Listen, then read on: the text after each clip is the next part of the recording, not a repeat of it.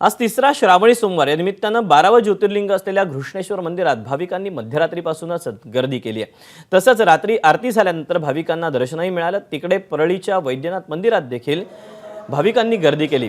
आज श्रावणी सोमवार निमित्तानं शाळांना सुट्टी देखील जाहीर करण्यात आली। तर दुसरीकडे नाशिकच्या त्र्यंबकेश्वरमध्ये पहाटेपासूनच दर्शनासाठी आणि ब्रह्मगिरी प्रदक्षिणेकरता लाखो भाविक त्र्यंबक नगरीत दाखल झालेत। सलगच्या सुट्ट्यांमुळे नाशिकमध्ये भाविकांची गर्दी पाहायला मिळते। रात्रीपासूनच नाशिकच्या ग्रामीण पोलिसांचा त्र्यंबकेश्वर बंदोबस्त इथे वाढवण्यात आलाय। तसंच प्रभू नागनाथांचं मंदिर भाविकांनी गजबजून गेले, त्यामुळे मंदिरात भाविकांनी मोठी गर्दी केली होती। बम बम बोले, श्री नागनाथ महाराज की जय अशा घोषणांनी जयघोषानं परिसर हा दुमदुमून गेलाय। भक्तिमय वातावरण सध्या या मंदिरांमध्ये पाहायला मिळत आहे।